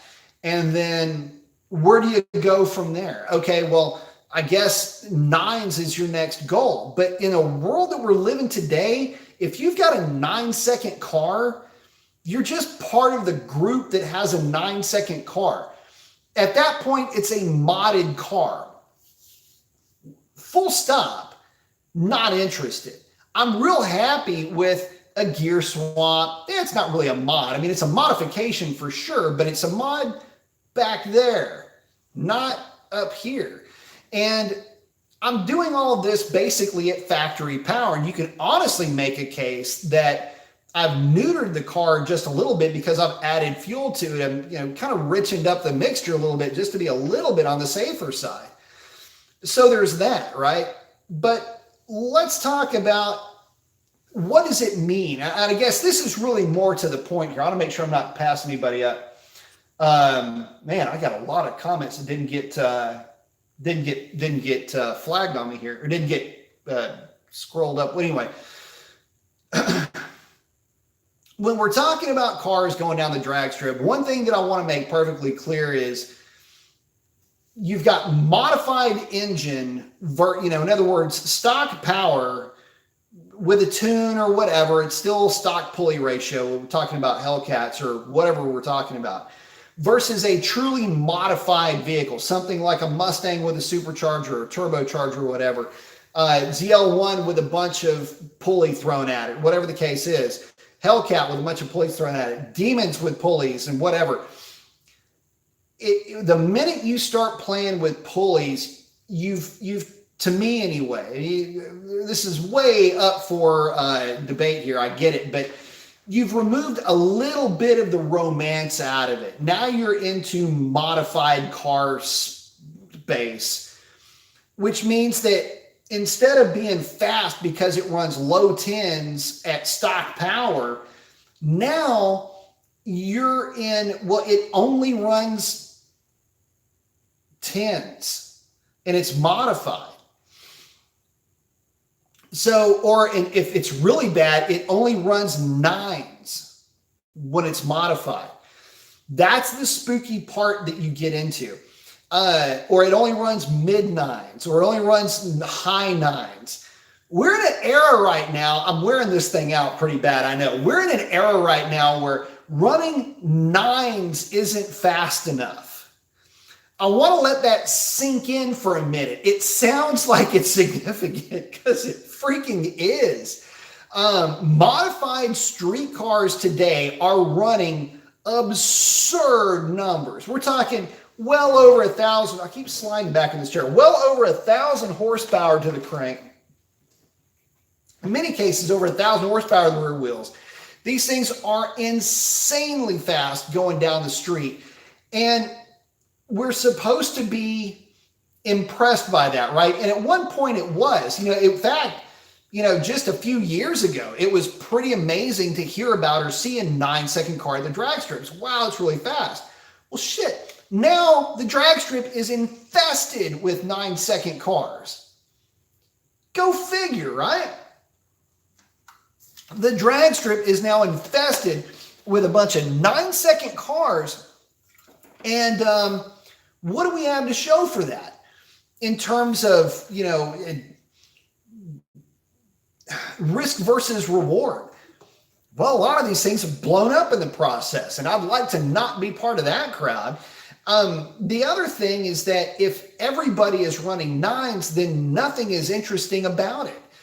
It's just another modified car running in the nines that nobody seems to notice and nobody seems to care anymore. And it kind of has a cool factor when you can say, look, all this car is a bunch of Mopar parts with some Buc-ee's 93 octane gasoline going that direction down a drag strip. Damn near will go nines, but she ain't close enough to call it. She's a 1030, 1040 car realistically. Will get into the 20s in good weather. Doesn't have to be negative, though, for her to run 20s, but she'll get there. But it's just a bunch of Mopar parts saying giddy up and get going. That's it. As opposed to, well, it's got this pulley and that pulley and this thing and that thing. Man, everything that's on this car you could have found in a junkyard. All of it. Except for the idler pulleys. Those are a little bit of bling. But aside from that, nothing to it. And that is the cool part of it. Whereas pulleys and a fuel system and fuel, everything else that it's taken to get those cars to get down the drag strip, man, it's great if you work for that aftermarket manufacturer, and you can sell and prop up these 9-second cars all day long. That's your business to do so. And apparently businesses are booming. But for a cat like me, it ain't worth my style. And it's not worth my money either. So she's going to stay the way she sits. And I like that. Makes it fun for me. Because I get to look at all the modified cars and say, your shit ain't fast enough. So anyway, let me check in with everybody real quick. Let's see.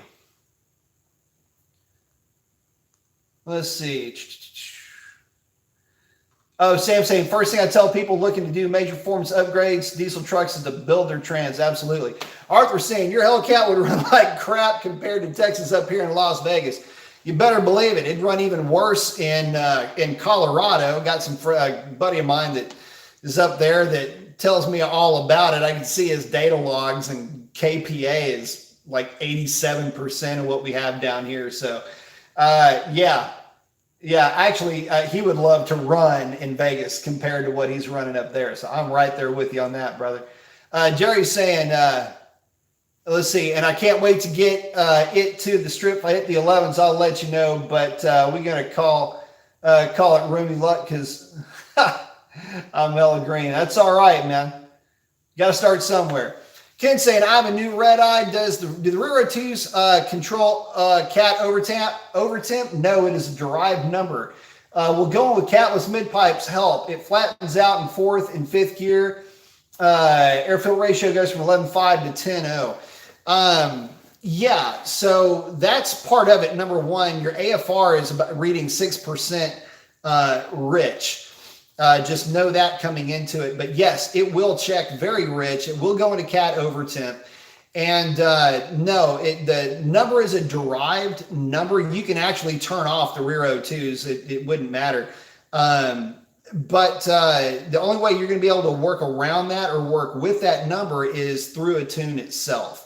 But just know that coming into it. A safe number a lot of guys go with is 1800 degrees, but you're still going to tickle that number at the drag strip. So anything more than that is buyer beware, but you can certainly, if you needed to, go a little bit more aggressive with that number.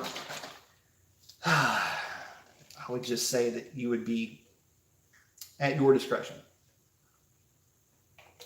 All right, let's see.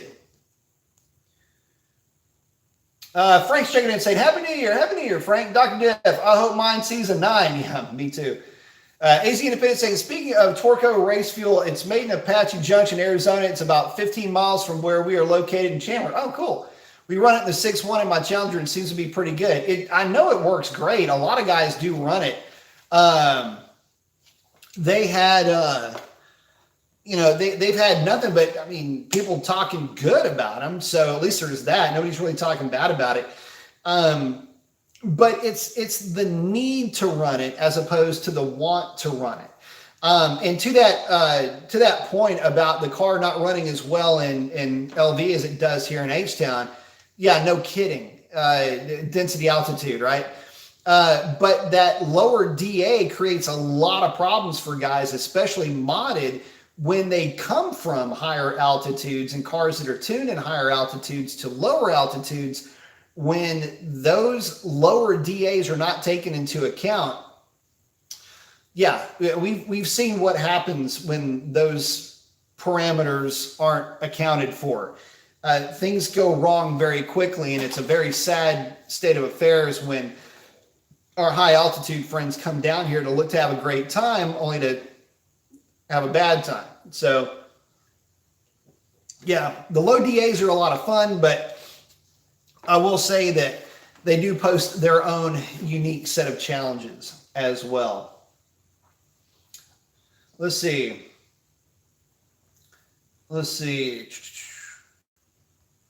Oh, Catalyst is asking, exterior color palette, worst, best, and any to add.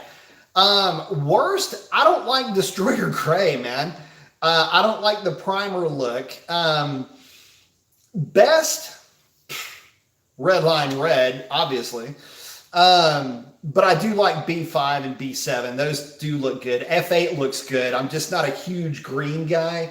but the F8 does look pretty cool. I like the Go Man Go. I like that color a lot, but I probably wouldn't own an orange car. But if I were to own an orange car, I like that color a lot.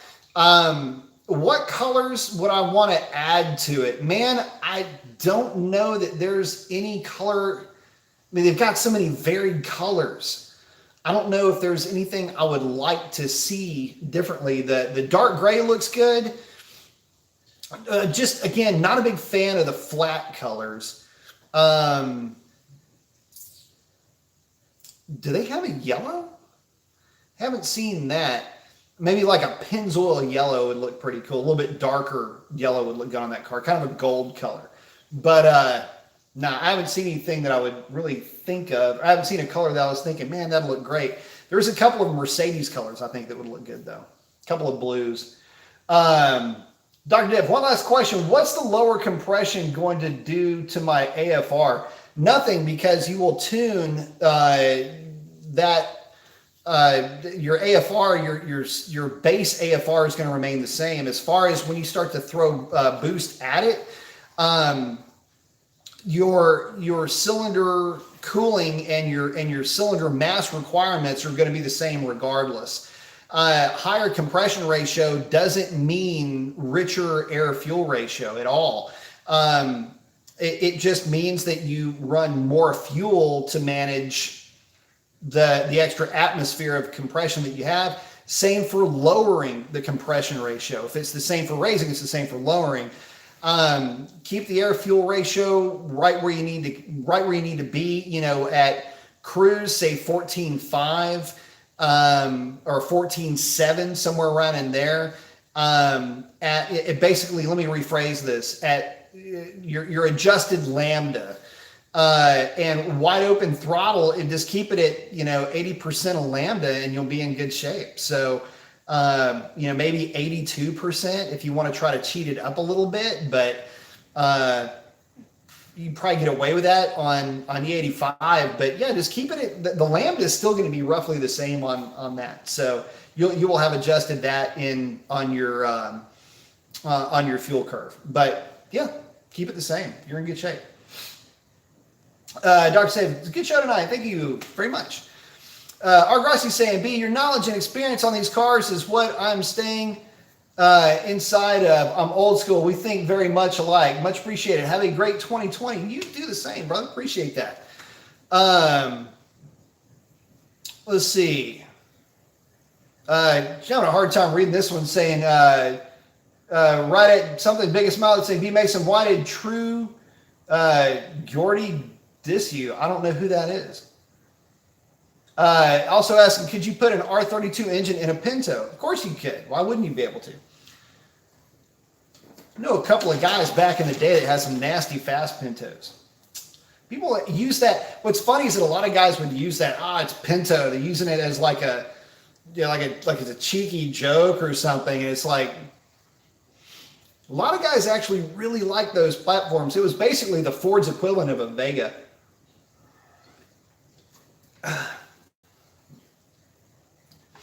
But yeah, you can do it. What's funny is that here's the thing though, if you're talking about a Pinto, here's the beauty of it.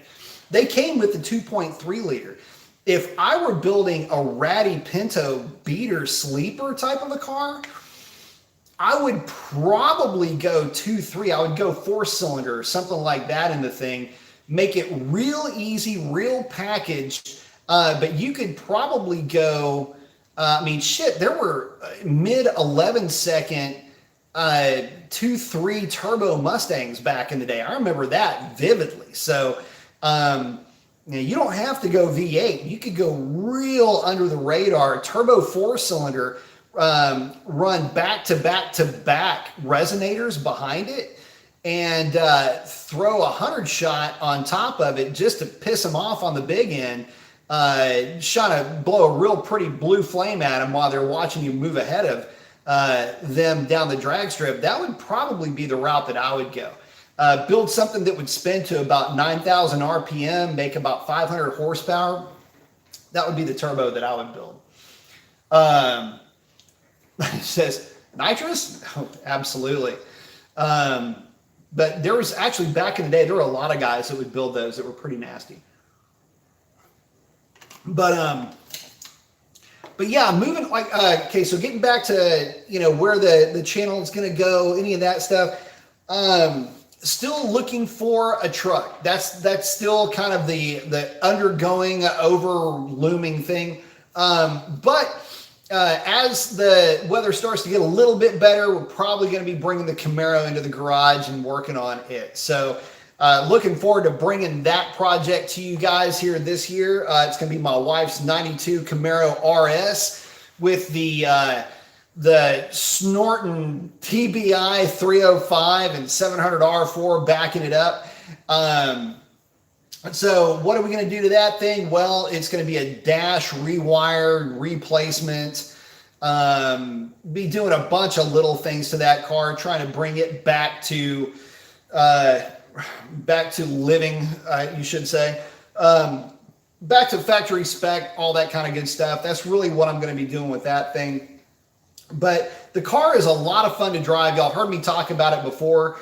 Those old TBI 305s and 350s, they did one thing really well, and that's make a boatload of tip-in torque. And anyway, that Camaro is a blast to drive. It will absolutely do a gnarly one-wheel peel from a dead stop. So definitely getting it back to running good. So that's a good thing. But that's kind of what I'm going to be up to. That's going to be my project for a little bit, is getting her car up and where it needs to be. And then from there, I don't know, work on the house, build a carport, and start getting ready to try to find a truck again. So that's going to be the tough part of the year, is just figuring out where to find a freaking truck. You would think living in Texas, it would rain pickup trucks down here, but it doesn't. And the ones that I've found have been so clapped out, man. I mean, oh, shoot, dude. I mean, I don't know what the deal is, if they just let them sit and rot on the beach or what, but that's been part of it. And the other half of it has been, if they're in halfway decent shape, people are wanting so much money for them that it just, you just kind of, it's cringy, For a truck that would have cost you a couple of grand 5 years ago, 6 years ago, people are wanting 6, 7, 8, 9 grand for today, and it's a freaking pickup truck. Oh God. So anyway, that's part of the fun, though. R32 saying that he rebuilt a 2300 Pinto years ago for a friend. Nicest fully loaded Pinto I've ever seen. I wanted to keep it. I tell you what, there's one that runs around here in Baytown that's clean as shit, man. I'd probably a 2300, and it's just this really clean Pinto that nobody ever turned into a race car, which is rare because everything in this town is turned into a race car. And literally every street corner has got a race car on it. So pretty cool stuff living down here. Destroyer's cat pack saying Destroyer Gray is the best color. I love it. Let's see. Catalyst 99 saying, speaking of trucks, Rumblebee? Yeah, I'm looking for something a lot older than that, though. If I get a D150 or a D100, actually, I'd have to be a D150, so it'd be a V8. It's too much of a pain in the ass. The Dodges are not like the Chevys. You've got to get a Dodge with a V8 from the factory and hope that you get a 727. And anyway, yeah, I'm looking for something older. Dr. Do saying, what would I do? Would you do a square body Chevy? That's exactly what I'm looking for. I'm trying to find a short bed, preferably 73. Because it doesn't have the drip rails, but I would look for an 86 would be really ideal, because you get a 700 R4, which, and the 305 is carbureted, which means I can just throw my 383 that I have planned to build in it. I can just throw the 383 in it with a 700 R4. It comes with an overdrive already. throw a rebuild on it and let her eat, and call it good. But really, that's what I'm looking at. Here's the thing. I started off really wanting to do a Dodge. And the more I looked into it, and there's some sentimental reasons here why I wanted a Dodge pickup truck. It's what I learned how to drive in.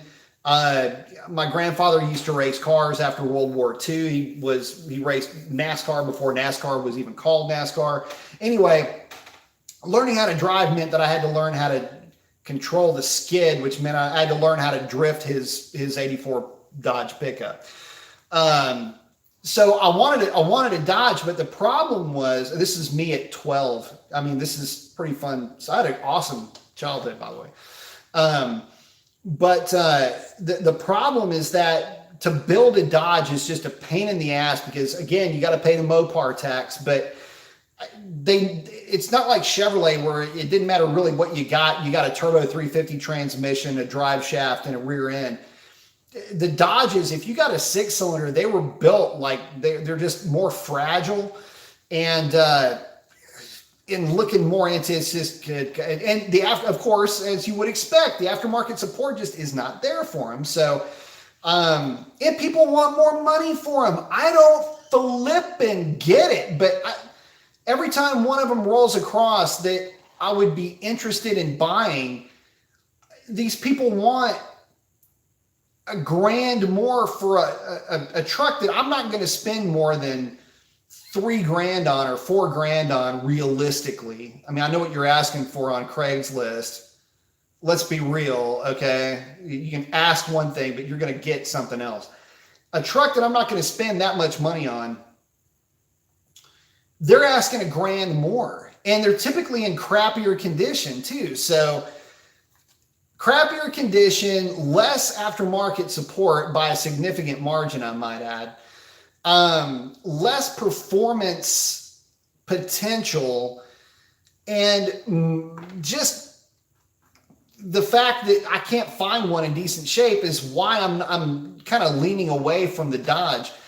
The Fords, on the other hand, are still kind of up there too, but it'd be like a 70s Ford. And then for the Chevys, any older than, honestly, man, any older than like a 73, I'm actually more interested in the older Chevys if they are 3/4 ton than the short wheelbase. I actually like in those trucks the long wheelbase 3/4 ton. I don't know why, but I just kind of do. And also those trucks typically all have turbo 400s. They've all got much beefier drive lines, and if you're lucky, you can find one with a big block from the factory. So there's at least that. But anyway, those are the trucks that I like. But the number one truck on the list is a boxy Chevy. If I can find one, it's in good shape. Somebody's not trying to freaking pay off their house with the proceeds of it. Be in good shape, but it's just, even those are so hard to find right now, though. And I say it's overly dramatic, but it's true. They're actually pretty easy to find. The trucks are easy to find. The right truck is really hard to find. So let's see. Dr. Diff saying, yep, same here, all race car. Yep. Dr. Diff's asking, need to run and drive. Oh, asking about the truck. Depends. I mean, if we're talking about an immaculate body, bed, frames in good shape, interior's complete, but it needs an engine because the engine, it took a shit. But no rust or, ultra minimal, just surface rust, patina, if you want to call it that. Yeah, I'd probably be in on something like that. Will it at least drive onto the trailer? It's got to be at least able to move under its own power in some way, shape, or form. Then yeah, I might be a player at that. But the problem is that so far as I can tell, that's been really hard to find. Number one, and number two, the truck that I'm looking for has been hard to find.